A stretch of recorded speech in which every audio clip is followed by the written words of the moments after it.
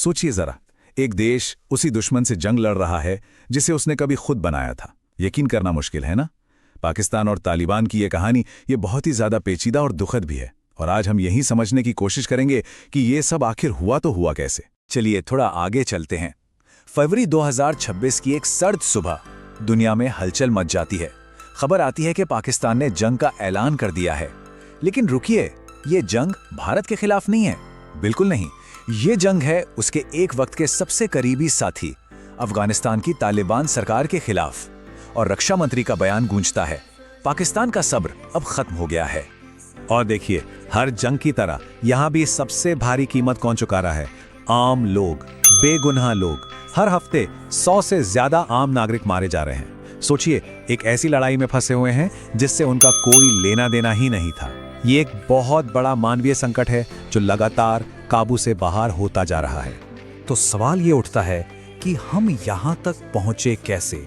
आखिर वो संगठन जिसे पाकिस्तान ने खुद बनाया, जिसे ट्रेनिंग दी, जिसे पैसा दिया, वो उसका सबसे बड़ा दुश्मन कैसे बन गया? यही वो सवाल है जो इस पूरे संघर्ष की, कह सकते हैं, जड़ में है। अब इस सवाल का जवाब ढूंढने के लिए ना हमें थोड़ा पीछे जाना होगा, उस दौर में जब पाकिस्तान ने एक बहुत ही खतरनाक दांव खेला था। एक ऐसा दांव जिसके नतीजे इतने भयानक होंगे, इसका अंदाजा शायद उस वक्त किसी को भी नहीं था। तो बात है 90 के दशक की। उस वक्त पाकिस्तान और भारत के बीच तनाव अपने चरम पर था। अब पाकिस्तान की खुफिया एजेंसी ISI ने एक बड़ा प्लान बनाया। प्लान था अफगानिस्तान में एक दोस्त सरकार बैठाने का। इससे उन्हें मिलती स्ट्रेटेजिक डेप्थ, मतलब भारत के खिलाफ ऑपरेशन करने के लिए एक सेफ जोन, एक पिछवाड़ा मिल जाता। और इस काम के लिए उन्होंने किसे चुना?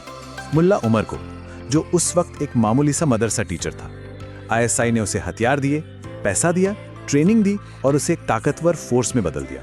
और फिर आया साल 2021।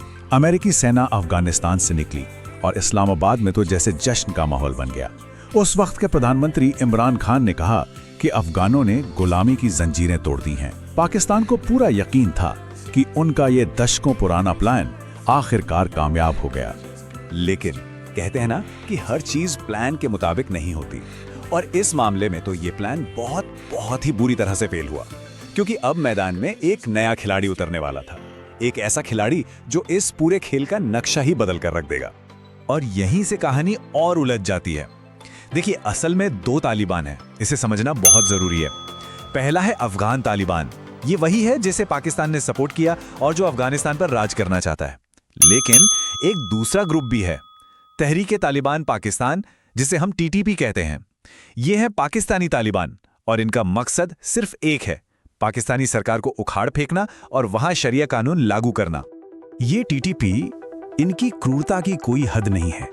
और दिसंबर 2014 में इनकी हैवानियत का एक ऐसा चेहरा सामने आया जिसे देखकर पूरी दुनिया दहल गई। उस मनहूस दिन TTP के आतंकियों ने पेशावर के एक आर्मी स्कूल पर हमला किया और क्लासरूम में बैठे 132 बच्चों को बेरहमी से मार डाला। ये एक ऐसा हमला था जिसने पूरे पाकिस्तान को अंदर तक हिलाकर रख दिया। और उसी दिन से TTP पाकिस्तान का नंबर 1 दुश्मन बन गया। और अब विडंबना देखिए कैसी है। पाकिस्तान का सबसे बड़ा दुश्मन कौन? TTP। और TTP को पनाह कौन दे रहा है? पाकिस्तान का पुराना दोस्त अफगान तालिबान। ये एक अजीब सी स्थिति है जहां पाकिस्तान का दोस्त ही उसके सबसे बड़े दुश्मन को पाल रहा है। ये एक बहुत ही खतरनाक खेल बन चुका है। अब जब ऐसा दोहरा खेल चल रहा हो तो ये तो तय था कि हालात कभी न कभी बेकाबू होंगे ही। और जब ऐसा हुआ तो नतीजा बहुत ही विस्फोटक निकला। ये आंकड़े ये खुद पूरी कहानी बयां करते हैं। 2021 में जब तालिबान ने अफगानिस्तान पर कब्जा किया, उसके बाद पाकिस्तान में आतंकी हमले तेजी से बढ़ गए। देखिए, सिर्फ 1 साल के अंदर मौतों का आंकड़ा लगभग दुगना हो गया।